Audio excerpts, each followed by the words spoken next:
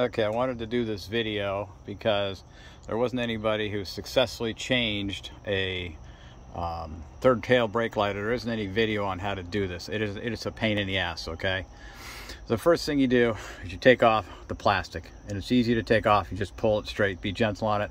There's three pieces. There's one here, there's one big piece here, there's another piece here, okay?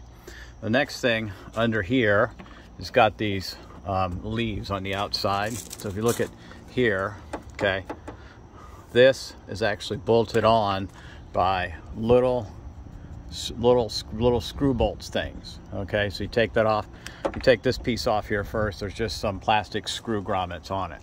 Okay, do it on both sides.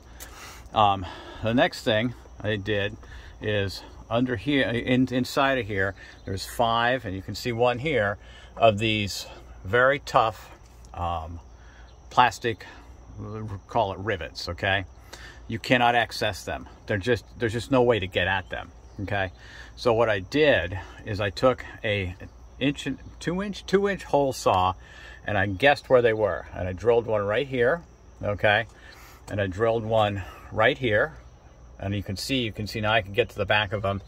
I also drilled one under here because there's one way back there that you need to get to. Okay, and one, you can pinch those out.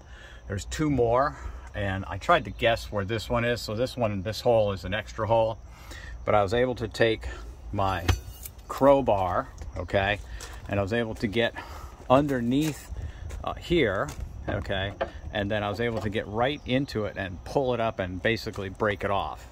You shouldn't have to do that with a crowbar, but to do it, replace a third brake light. Now, the only place I was able to get the third brake light was at a Lincoln dealership. Okay, you can see here's the new third brake light.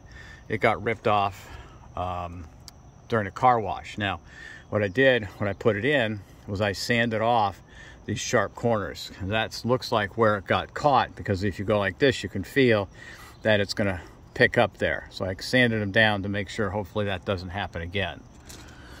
Now, once you get that whole piece off, it's easy to replace the tail light. There's just 4 bolts, and you unbolt them and you bolt them back in.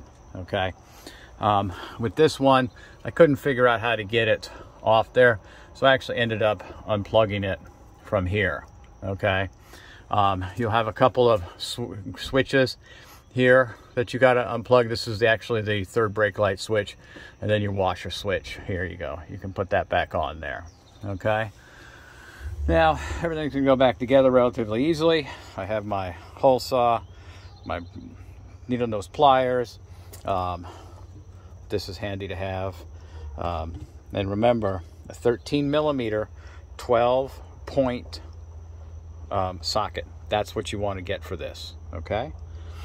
All right, hopefully this helps people out. And I have a few words to say to the engineer, but they're not very polite, who designed this.